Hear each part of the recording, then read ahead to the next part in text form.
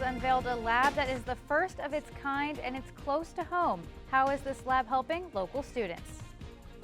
39 bodies were found in a truck in England. What authorities think happened and what steps they will take next. Ohio Representative Tim Ryan has ended his presidential campaign. Find out what he had to say to the nation. Your Thursday edition of TV2 News starts right now.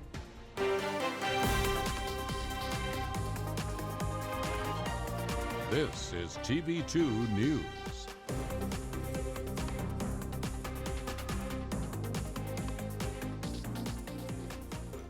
A superintendent on paid leave and the mayoral race in Streetsboro. That's where we start. Good evening, Kent State and all of Portage County. I'm Maria DeBone. And I'm Gretchen Lasso.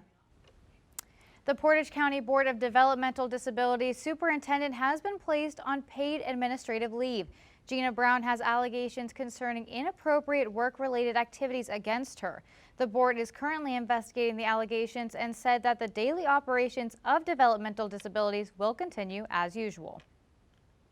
And Streetsboro residents had the chance to hear the candidates running for mayor today. Former Councilman Jeff Allen and incumbent Mayor Glenn Broska faced off answering questions from an unbiased moderator. About 200 people went to the local high school and listened to what the candidates said they can offer the city. Topics discussed were economic and development growth, the success of the city, among other things. Voting day is Tuesday, November 5th. A Warren man wants an appeals court to vacate his conviction. Jacob LaRosa was sentenced to life in prison without parole for beating his 94-year-old neighbor to death with a flashlight. LaRosa is arguing that he should not have been tried as an adult because he was at 15 at the time of the crime. Last year during the trial, he pleaded no contest to aggravated murder, attempted rape, and other charges.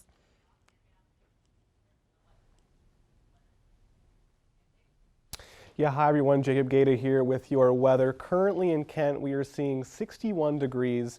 It feels a little warmer at 63. There is some light winds at 8 miles per hour, but fairly a normal day we're seeing here for October. As we look ahead to tonight, though, things are going to drop down pretty significantly at 8 p.m. 64. That's going to drop down into the 40s as we head into 10 p.m. and midnight. So definitely a pretty big drop off here. And as we look ahead to the bus stop forecast for tomorrow 8 a.m. it's going to be 47 degrees. So things are going to be definitely really chilly for those early morning rides to class or on your way to wherever. Things are going to be very chilly tomorrow morning, cloudy at 47. That's all I have for now. Be sure to stay tuned for my full forecast, though. Verizon unveils its first ever 5G Innovative Learning Lab in Cleveland. The nation's first lab was unveiled today at Breakthrough School's E-Prep Cliffs Middle School. The lab features 2 virtual reality stations, 3D printers, and much more. It is designed to give kids opportunities that other schools have. Verizon announced that there will be 100 5G schools by the end of 2021. A proposal that would repeal Ohio's sales tax on feminine hygiene products is headed to the governor. The pink tax, as it's called, was cleared by the Ohio Senate yesterday in a 30-to-1 vote. It won in a unanimous vote in the House. Democratic State Rep Bridget Kelly, who sponsored the vote, said that by making these products more accessible to women, they're better able to lead a healthy life. And a law was passed in Ohio to prevent amusement park ride injuries and deaths. Now, amusement park ride deaths are very rare, but injuries are not. An estimated 1,000 injuries from amusement rides happened in 2017. The same year, 17-year-old Tyler Gerald died at the Ohio State Fair. Tyler was thrown from a ride that fell apart. His mother, Amber, was a huge advocate for this law, which is now called Tyler's Law, to pass, hoping that it would prevent future tragedies. Under the law, future amusement rides must be inspected thoroughly each year. The Ohio High School Athletic Association is considering changing its rules after a local runner was disqualified for wearing a hijab.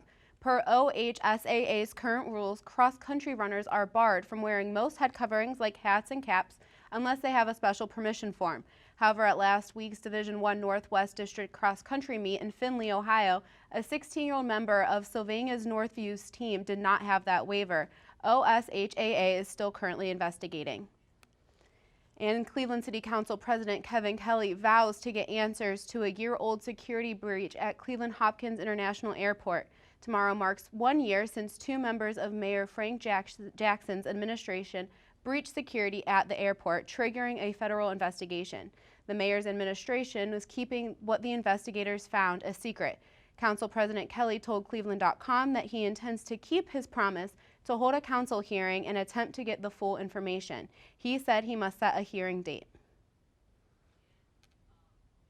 After 7 long months of hard work, I'll be returning home to my family and friends and community in Ohio to run for re-election for my congressional seat. Ohio Representative Tim Ryan has terminated his candidacy for president. What he has to say and why after the break. Temperatures have been dipping this week, but they just might be dipping down a little lower than you're expecting.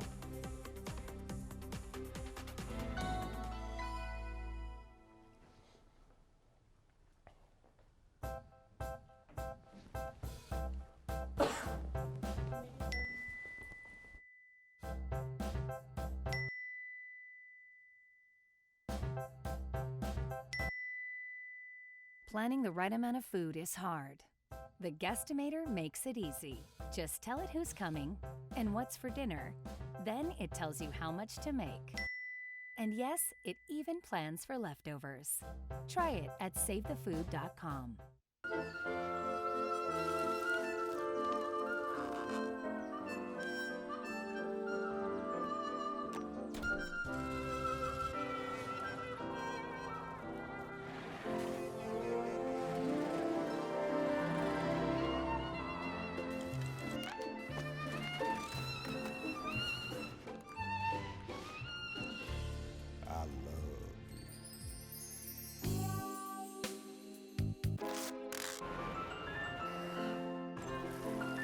Can we get strawberries?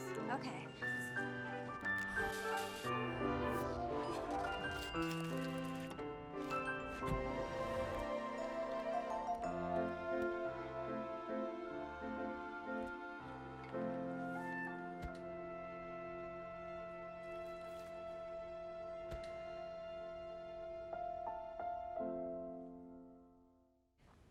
A murder investigation is underway after 39 bodies were found in a container in a truck in the UK. The 8 women and 31 men are said to be of Chinese nationality. Their cause of death is yet to be found. Yesterday, law enforcement arrested 25-year-old truck driver Mo Robinson. He's being accused of suspicion of murder. The Chinese embassy has demanded a thorough investigation. And news of these tragic deaths has divided people in China, some demanding that the UK government provides answers and others questioning what led to this tragedy. Another topic trending is how Chinese censors cut off CNN's coverage of the 39 deaths. Facebook CEO Mark Zuckerberg testified on Capitol Hill yesterday. The hearing was initially set to discuss Facebook's attempts at creating its own cryptocurrency, but Zuckerberg ended up being grilled on political ads and many other grievances against the social media platform. CNN's Christina Alisi reports. Facebook CEO Mark Zuckerberg facing the fury of lawmakers from both sides of the aisle in grueling questioning for 6 hours on Capitol Hill. Democrats quickly zeroing in on the social media giant's new political advertising policy. You announced that Facebook would not be doing fact-checking on political ads, giving anyone Facebook labels a politician a platform to lie, mislead, and misform the American people, which will also allow Facebook to sell more ads. Your claim to promote freedom of speech does not ring true. Zuckerberg struggling to clarify what the new policy would do. Would I be able to run advertisements on Facebook targeting Republicans in primaries saying that they voted for the Green New Deal? I don't know the answer to that off the top of my head. I think So probably. You don't know if I'll be able to do that? I think probably. Do you see a potential problem here with a complete lack of fact-checking on political advertisements? Facebook says it does not fact-check any political ads. Instead, it relies on third-party fact-checkers. So you won't take down lies, or you will take down lies? I think it's just a pretty simple yes or no. Congresswoman, I'm not talking about spin. I'm talking about actual yes, in most cases, disinformation. in a democracy, Okay. I believe that people should be able to see for themselves what politicians that they may or may not vote for So are you saying, won't take judge them their down. character for themselves. So you won't take, you may flag that it's wrong, but Democratic presidential candidate Elizabeth Warren opens up her lead in the Democratic primary. A new Quinnipiac poll shows that Warren comes in at 28% to Joe Biden's 21%. According to the poll published today, Warren and Biden are followed by Bernie Sanders at 15%, Pete Buttigieg at 10%, and Kamala Harris at 5%.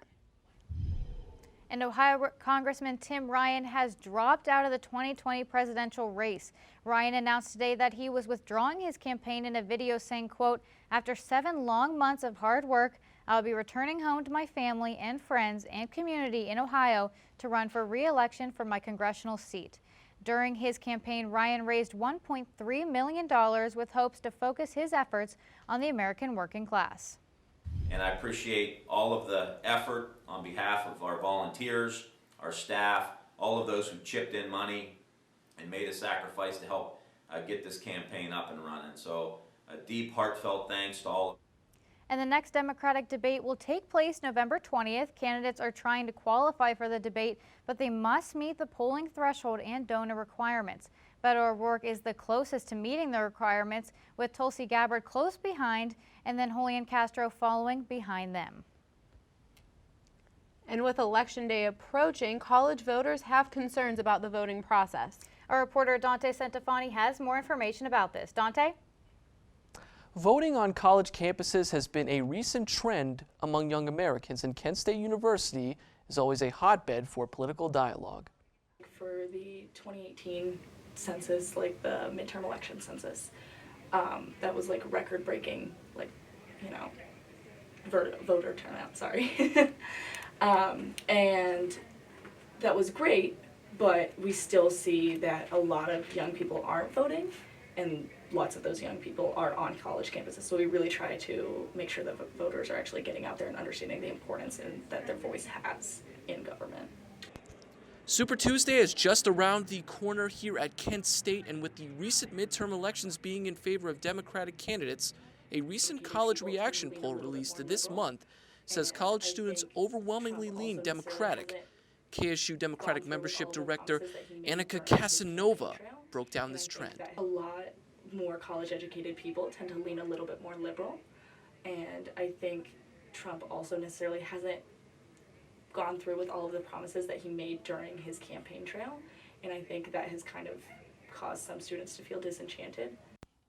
A New York Times report today broke down how many states have laws centered around student IDs. In Wisconsin, it requires poll workers to check signatures on student IDs when many do not have them because of security reasons. This raises questions of Republican suppression because of their recent lack of appeal to college voters. I think it's fair to argue that Republicans might be scared of losing the vote, since historically they, haven't received it as much on college campuses, and it seems like an easy way to maybe win some votes. The places to vote this upcoming election day on campus include the Beverly J. Warren Student Rec Center, where students can cast their vote and, as always, make their voices heard. Now, if you have any questions about when and where to cast your ballot on campus, be sure to check with the Portage County Board of Elections. For TV2 News, I'm Dante Centofanti.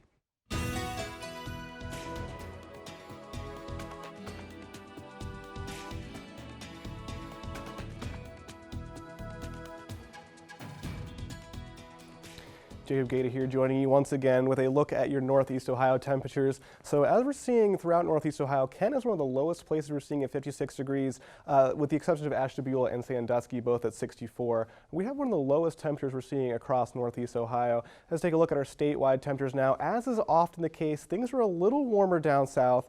The high in the state of Ohio is 68 degrees at Athens, and then a little further north, 59 in Lima, and 61 degrees, in Akron. Here, as we take a look at tomorrow at noon, things are going to cool down a little bit compared to what we've seen earlier today. Going to be 55 degrees at noon tomorrow, with some pretty heavy winds at 8 miles per hour. And of course, tomorrow, guys, that sun is going to be setting a little earlier. The sunset is set for 6:30 tomorrow, so definitely going to want to enjoy that sunlight while we still can as fall approaches.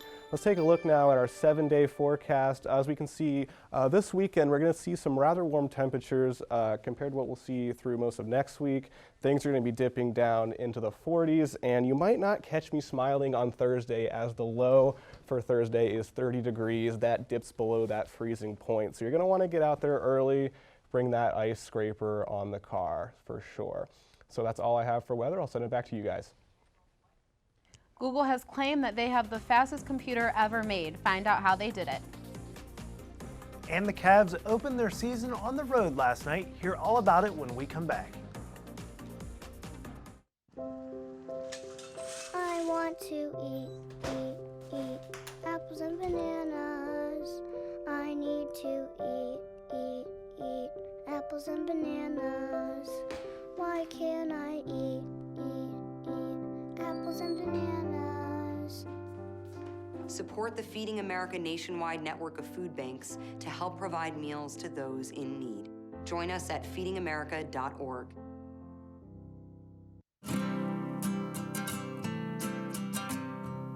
Every day across America, excess food is gathered by a network of good people at local food banks, giving hope to millions of children who struggle with hunger. They've earned their wings, and you can too. Together, we can solve child hunger. Support Feeding America and your local food bank at feedingamerica.org. Todd's a great guy. I mean, look at him. What a sweetheart. Attaboy. Wait, Todd, what are you doing? How totally selfish and un-Todd-like of you. Come on, Todd. Come on, man. And now, your TV2 Sports Report.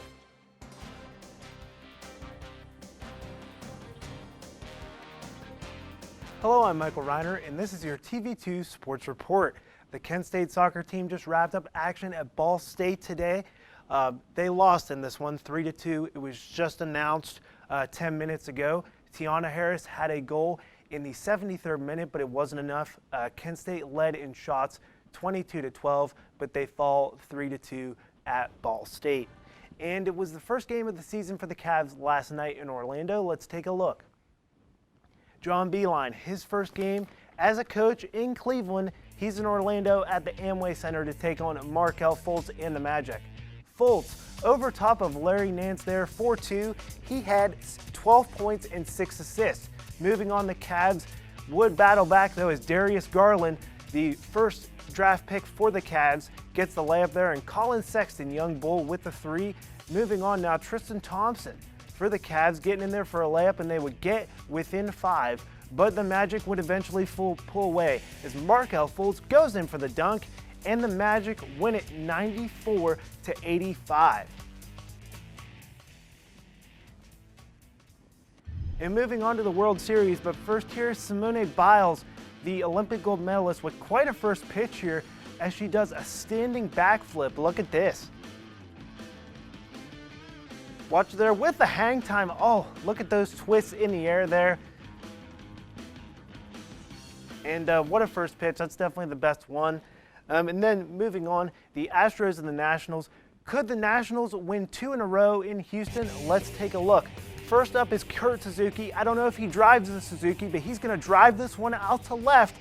And the Washington Nationals would take the lead in the 7th on Justin Verlander. On his 100th pitch, Verlander is out, and the Nationals lead it 3-2. But they would pour it on here as Ryan Zimmerman, the #1 draft pick for the Nationals, grounds it, and it's off the first baseman, and he runs to second. 2 runs are going to score for the Nats, and then they lead it 8-2. Look at that fan there. He's struggling. But then moving on, Adam Eaton, a Miami of Ohio product, he hits it to right, and the Nationals lead it 10-2 now. And man, oh man, wouldn't you know it, 17 run-ins in 2 games, and the Nationals lead it 12-3. Moving on, the best part of the day, my Reiner Rundown, and it's super special this week because the Flashes have a showdown on Saturday with the Miami of Ohio Redhawks at Dick Stadium. The Flashes are currently in a 3-way tie with Miami and Ohio University for first place in the MAC East Division. The Flashes are looking to avenge last season's 31-6 loss to the Redhawks. Game time is scheduled for 3:30. Follow the TV2 KSU Sports Twitter page for live updates. And that's all I have for sports. Follow TV2 KSU Sports for live updates on the Kent State-Miami game this Saturday. Thanks, guys. The couple from Mansfield, Ohio, who had the first sleep in the Goodyear blimp, woke up with a life-changing experience. The blimp was on Airbnb and could only be reserved for 3 lucky reservations. Steve Zygmunt and Stephanie Finley were dating for 3 years prior to sleeping in the blimp, and that's when Zygmunt decided to pop the question. They got engaged in the air and really were on cloud 9. An Ohio woman was hit in the face with a blender at McDonald's after she asked for a refund on her order. Dan Griffin has the story. I wanted to get some Happy Meals and some cheeseburgers, and that was a very unhappy day for me. Brittany Price's injuries remind her of this day anytime she looks in the mirror. It was September 22nd. A quick stop through the drive-thru at the McDonald's on Colerain Avenue near Ronald Reagan Highway ended inside with food she says wasn't right flying at a manager and a blender hitting her in the face, shattering her cheekbone and breaking her nose. I've had surgery. I've had a lot of doctor's appointments, the follow-up, hard mornings, hard afternoons. The video shows Brittany come inside the restaurant with what she says was a messed up order. She's waiting and waiting for it to be fixed with 4 children in the car. She even refills their drinks to kill time. As she waits, other customers come and go. Yes, I mean, I wasn't the only one that got frustrated. You know, watching the video, we see a lot of people that see me and her talking, trying to resolve the issue, and they're like, I'm not dealing with this. You know, they just left. They didn't even place their order. The time code shows after waiting about 23 minutes, Brittany goes to the car to grab the rest of her order to ask for a refund. Then it's like you're directly ignoring me. So what choice do I have? I don't have to put up with this. So I went and got the food. I want my money back.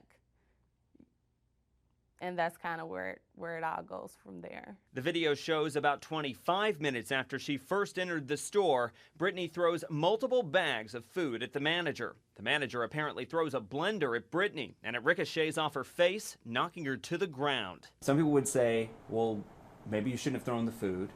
When you look back at it, is it one of those things where it's like hindsight 20/20, or how does that? I mean, I definitely don't feel like there would have been a different result. I feel like even if we would have just went verbal back and forth, that it still would have escalated to something else. And one of America's favorite couples just got a little sweeter. See what they did for one elementary school in Tennessee when TV2 returns. I adopted Bento in 2010 from a shelter. As it turns out, we have very similar personalities. And this cat makes me make art because he's always motivating me to take pictures of him, to draw pictures of him. He just is motivating artistically. It's just that simple. Well, he's my best friend, but a lot of people know him as Keyboard Cat.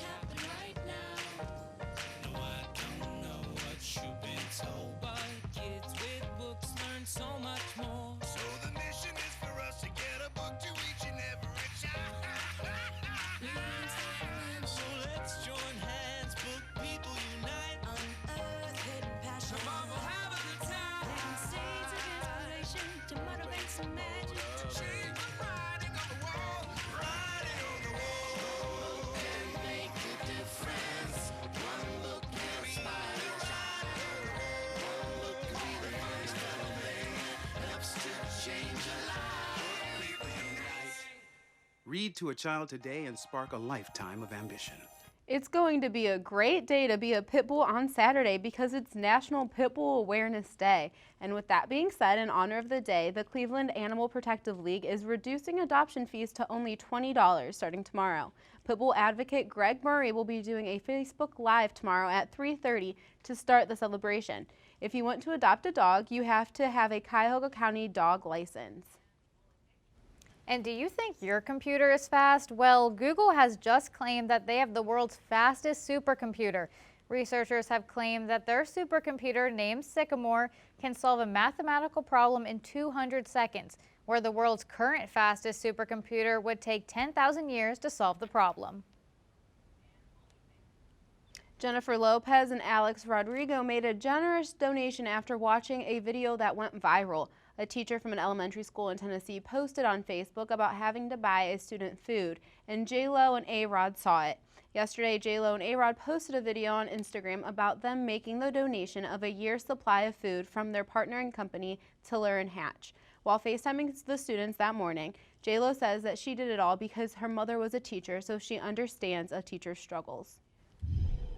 Now, if Hocus Pocus was your all-time favorite Halloween movie as a kid like me, well, you're in luck because a sequel is in the works. Disney Plus has launched production of this original favorite starring Bette Midler, Sarah Jessica Parker, and Kathy Najimy as a trio of witches. In the sequel, the witches are resurrected and discover to their horror that Halloween has become a holiday. It is unknown if the original cast will be participating. Cameras capture a crash that happens just in the nick of time, and a study shows rats to be pretty good drivers. Coming up in today's Take a Look at This.